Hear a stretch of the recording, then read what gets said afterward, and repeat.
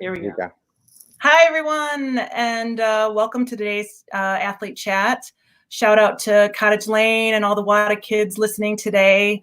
I am here with my daughter, Margaret, and my name is Stacy Splutzer, and I work for the World Anti-Doping Agency, also known as WADA. For those of you that have never heard of WADA, it is the International Anti-Doping Agency looking after the drugs and sport issue around the world, making sure that sport is fair and sport is clean. And believe it or not, today is Play True Day. And it's a day that athletes around the world get together and we celebrate Play True and we celebrate clean sport. So happy Play True Day. So we've got two great guest moderators with us today. Our first is Rob Schleisman. He is the vice principal over at Cottage Lane. Rob, thanks for being here. And also we've got my colleague, Maria Jose. We call her MJ. MJ is the director of our Latin American office, and she is calling in from Montevideo, Uruguay.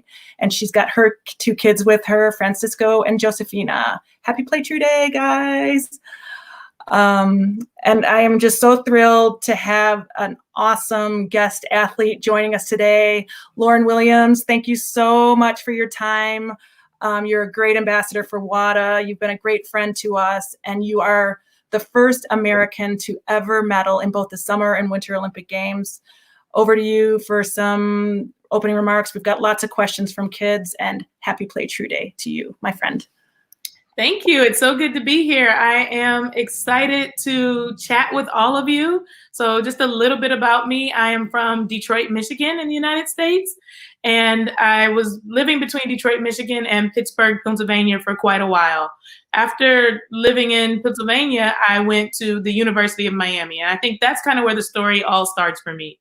So while I was a kid, I guess I got to go back a little bit first. I was a kid. I loved running. I loved running around the neighborhood. I just loved being outside and, playing with my friends. But my mom started to realize that I was getting faster than the girls my age. And then I started to be faster than the boys my age.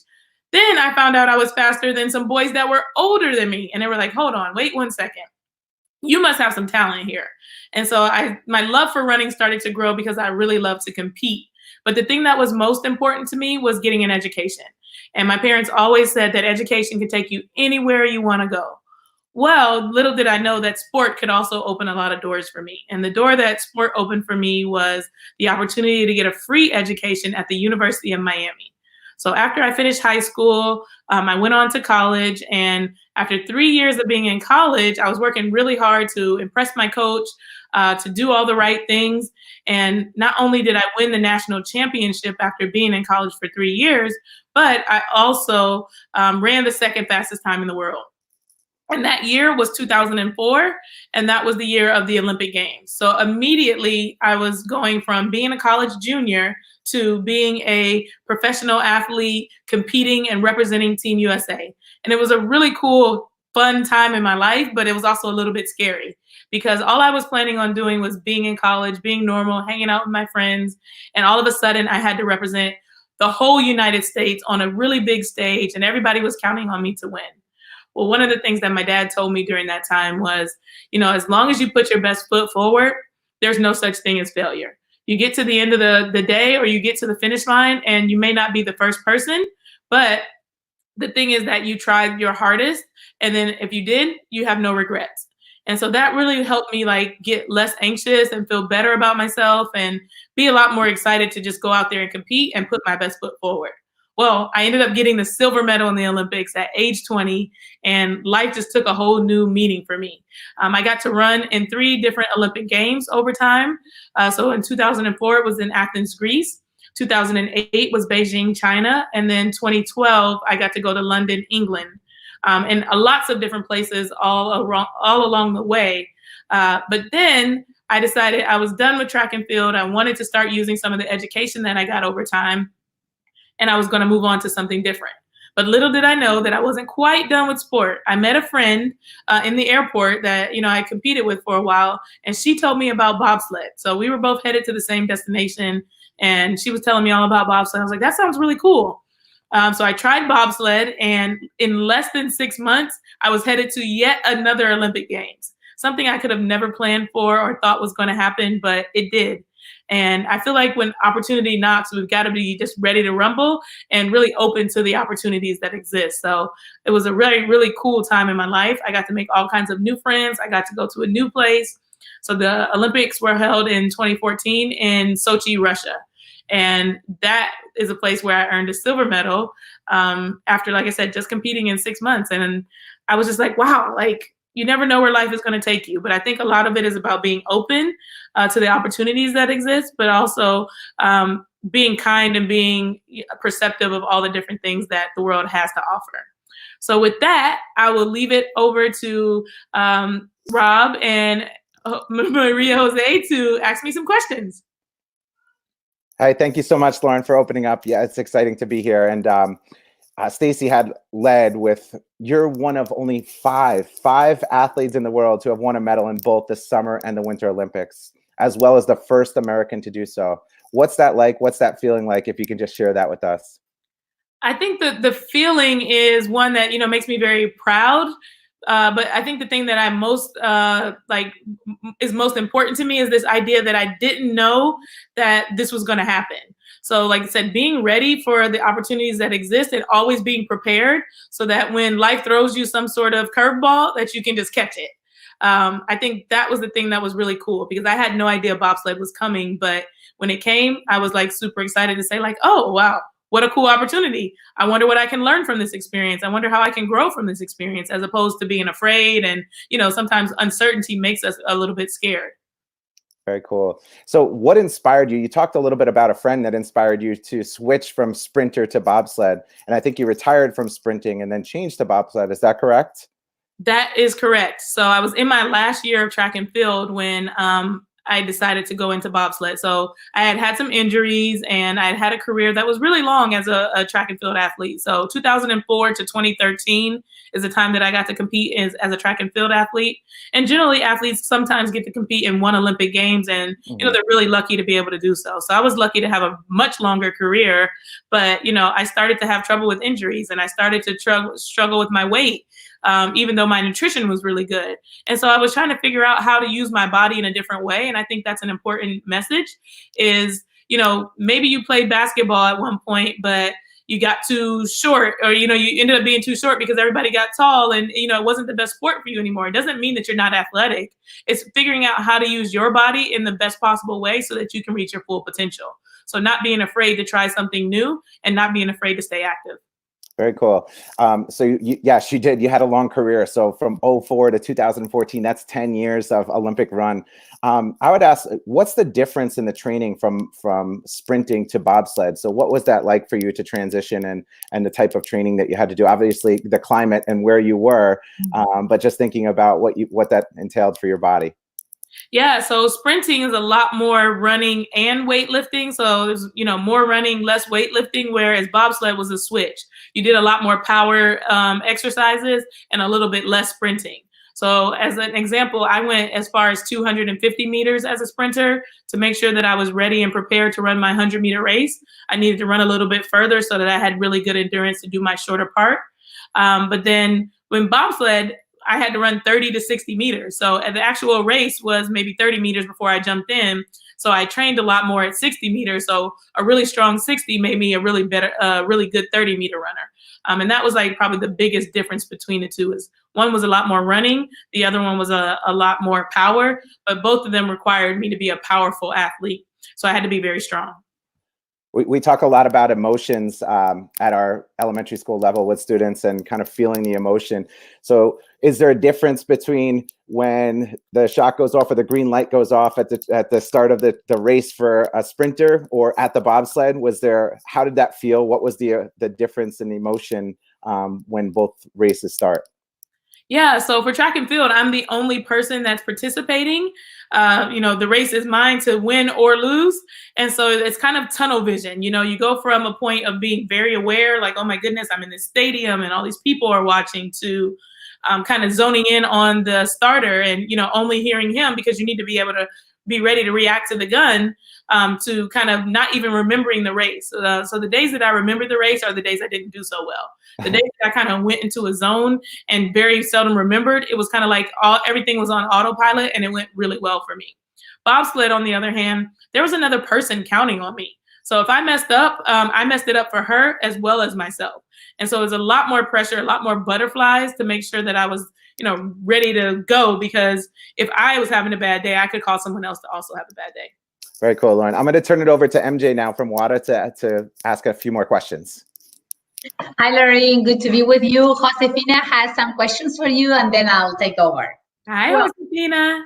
Hi, how are you? Good. The next question is, what is your proudest moment as an athlete? My proudest moment as an athlete. So I would say the thing that's really cool about sports in general is that it brings people together. So I had the cool opportunity to come to Josefina's house and hang out with her family. And that's all because of sport. I got to go to a different country in a different part of the world, and I got to be hosted by a really, really lovely set of people. So the way that sport brings people together is something that I'm really, really proud of. And so a specific moment that I remember is in bobsled. We wrecked our sled 2 days before the Olympic Games, and we wrecked it bad. So it was new technology. There was not a lot of different parts. If your car breaks down, you go to a mechanic and he orders a part and they bring it. We didn't have that kind of opportunity with a bobsled. We had to steal our old sled, which was on display and not planning to be used for the actual games, from the Olympic house, and get the parts that were inside of it and put our sled back together. And they had to do that in less than 24 hours so that we would be ready for our last practice. So it was a very nerve-wracking time. You can imagine. We're at the Olympic Games. We are the favorite to win, and now we have no sled 2 days before the event. We were wondering, how is this going to ever happen? How are we going to pull it off? Well, the team that was the mechanics, they rebuilt the sled in 24 hours, and we got to go to our last practice. And we weren't really sure what condition the sled was in, so we decided not to push too hard or too fast, to just kind of get in and feel it out. We had the fastest time of the day in the sled without even pushing that hard. And we were just like, wow, this is amazing. But the thing that was really cool and my proud moment was when we got back to the top of the mountain with our sled, is that every country was there at the edge of the dock waiting for us and cheering. And I realized that at that moment that sport was really about, like I said, bringing people together, and that it wasn't really about winning or losing, but it was about really encouraging one another and encouraging everybody to put their best foot forward.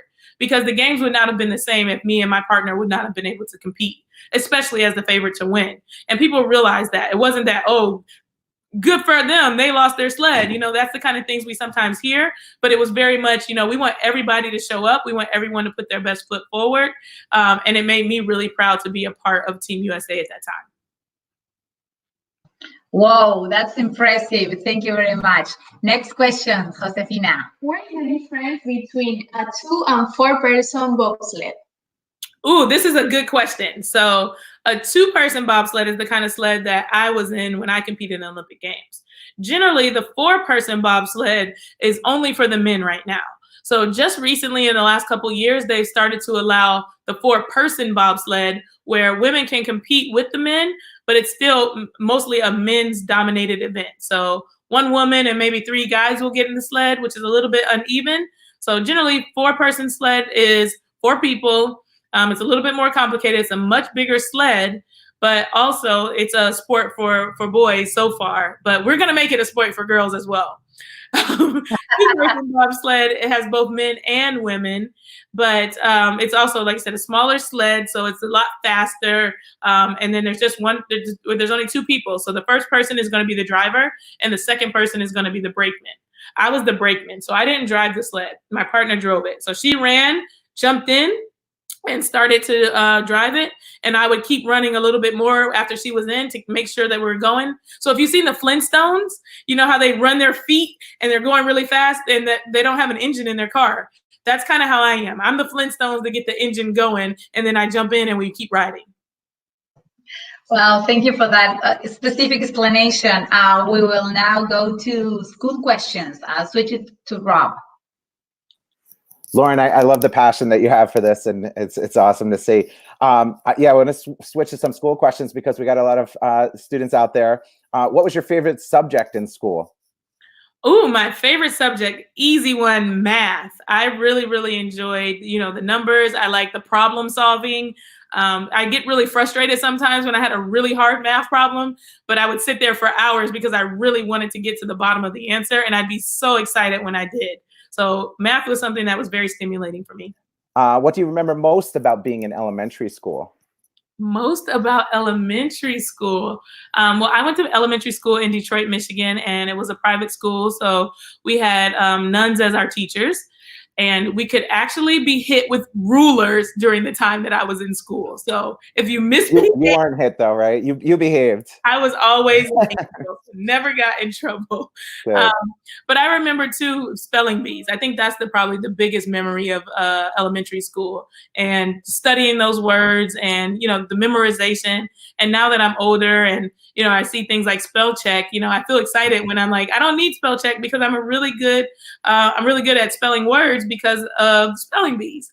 And so sometimes in elementary school, you don't get the point of these things, or it seems a little bit hard, or you don't really, want to compete so much, but there's a point behind it, and you get older and you realize like all the things that I was doing at that time were building a really strong foundation for me for my future. Very cool. If you had to offer some advice to students out there, nowadays students are starting to balance so many different things in their lives between going to school, after school, whether it's being part of a team or a sport or an activity that they really enjoy. What would you offer as some advice to students to balance that? Yeah, time management is a key thing. So, in college, I had to go to practice. I had to take all my course load. I also had to, drive back and forth between the campus, keep my house clean. So I was doing all kinds of different things, and it was a lot to juggle initially. But making a schedule, so if you get a calendar and you look at that and, you block time and say like, okay, this is the time that I'm going to spend reading, and this is the time I'm going to spend on homework. And, after school is sports. So making sure that you use your time wisely versus kind of just bouncing around from one thing to the next has been really helpful for me. And I don't know what I would do without my schedule. And now, a lot of schedules are electronic. So my schedule's on my iPhone, but it's a very, very important part of my week, because if I don't know, what time I need to be where, I can disappoint someone by not showing up on time. But then also I cannot get all my work done if I'm not thinking about, oh, my assignment is due at the end of the week. So as an example, this weekend I have 3 different meetings, and one of them I needed to prepare for. So on Tuesday, I put time on my calendar to prepare for that, so that on Saturday I'm ready to go, instead of waking up Saturday morning like, oh my goodness, what do I do? So time blocking is a really important part in using your schedule. Very cool. I'm going to turn it back over to MJ from WADA just to ask a few more questions. Thank you, Rob. What sport did you play when you were a kid? What activities were you involved in?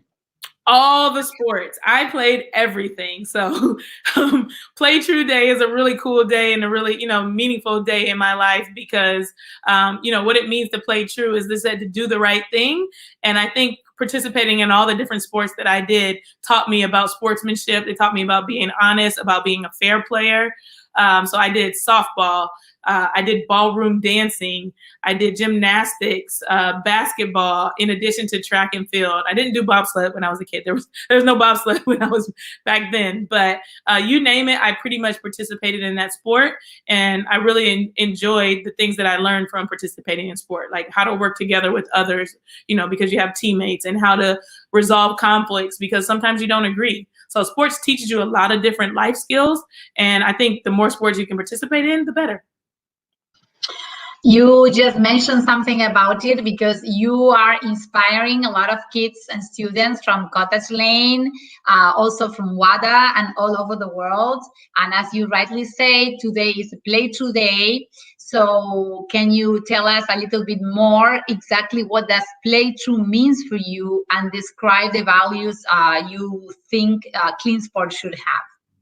Yeah, so Play True Day is all about, like I said, being your honest and best self. And, a big part of that is, taking in the proper nutrition so that you can reach your full potential. So what the World Anti-Doping Agency does is they monitor whether or not people are using performance-enhancing substances to take advantage, and so that the playing field is not level. So you don't want to be a cheater.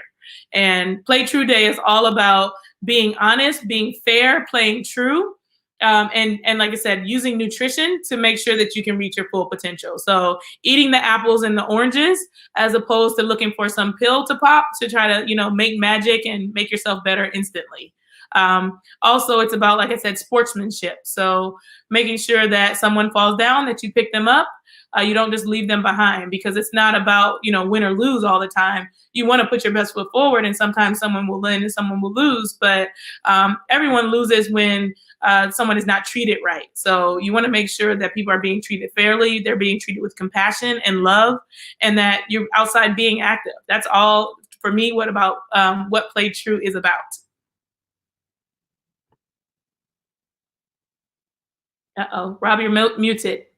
There we go. Yep. You opened up a little bit talking about your college career. You went to an awesome college in Miami. Can you share with us how preparing for college helped your career currently and as an athlete? Yeah, so college was a really, really important part of my life. So education, as I said, was very, very important from early age. And college was kind of that next step for me. So, to make it through elementary on to high school, and then to make it to high school and try to decide what you want to do next. For me, college was something that I really wanted to do. And I knew that getting the education and the exposure to different people and different places and learning new things was going to help me be a better person, and, help me be better off overall in life. So in college, I was a finance major. And though like I said, at my junior year, I switched over and I became an athlete for 10 years. I kept that finance degree and I continued to learn over time. So I also got a master's degree in business while I was competing in sports. And then once I finished sports, I decided to get my certified financial planner certification.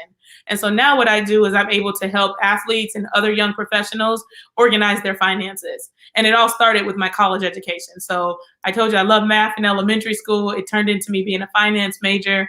After being a finance major, I went on to get a business degree. And then on top of that business degree, I found something even more specific about, math and money that I really enjoyed. And it's allowing me to help other athletes organize their finances so that they're better off when they finish sport. And then also help other young professionals as well. Very cool. We had a couple of questions come in. So you have any regrets about switching to bobsled, or from sprint to bobsled was one of the questions. So yeah, I don't have any regrets at all. I actually think that, I wish I could have found bobsled a little bit earlier and then maybe switched over and done maybe 2 Olympics in track and 2 Olympics in bobsled. That would have been really cool. Or maybe found it right after my 3rd Olympics and then maybe I could have gone 5. But there's no regrets at all. I had a really great run during track and field, and it was time. My body was changing, and I needed to figure out, like I said, what's the best way to use my body to reach my full potential. And the way that my body was changing, it was better for bobsled. So no regrets.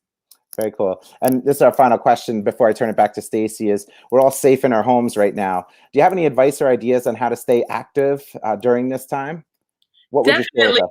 So this is a world of technology. I'm able to see, and you all are able to see many, many of you are able to see me today because of technology. So use the technology that's available. Phones are easy to use for games and, kind of things that take our mind off, or social media, but you can also use your phone for really productive purposes. So I downloaded an app recently that gives you all kinds of exercises, and it's free and it has a timer. And so in the morning I get up and I just come into my living room, I cut the app on, and it tells me exactly what to do. And now that the weather's getting nice, I can go out into my yard and I can do that as well. But just because we're, so staying home doesn't mean that we don't have to be active. There's lots of different exercises you can do without having a gym or having a big space to run around. You can even run in place. So I would challenge you to be creative and to use your technology for things that can help you get active. I also just got a ball, and the ball, you hold the ball to your phone and it tells you how to exercise. So you follow the phone around and it matches up. And so you get a really good workout from that. So that's my suggestion. Okay, Lauryn, this has been such a pleasure to have you on. I know time is precious, and so thank you for giving this time to talk to all the kids. And I've learned so much about you. So I've known you for a long time. I've learned so much about you. It's so fun. So I just want to pass over to MJ just to give some parting comments. And I just want to lastly wish you a Play True Day. Happy Play True Day once again. Happy Play True Day, everyone. Thank you, Stacy. I just want to thank Lauryn and also Cottage Lane and you, Stacy, for organizing this. I want to tell you, Lauryn, that you inspire us and you inspire our sports community, our young athletes. I think this is a very special day where we really celebrate, being honest, being true to ourselves, be ourselves. And this is a matter of values and things that we every day at WADA and in the world try to work for. So your brilliant career in sports, into sports, being such a famous athlete, being, so humble, always willing to help, to pass the message to young people, to athletes, it's very valued. It inspires us every day. This is what we work for. And we truly believe if we can keep ourselves true to ourselves, playing true, we can make this not only the sport community, but the society worldwide better. So let me wish you a very happy Play True Day. Thank you very much for the nice words and all the messages that you convey to all of us. Happy Play True Day to all. Bye. All right. Everybody play true and play safe. Stay at home. Thank you.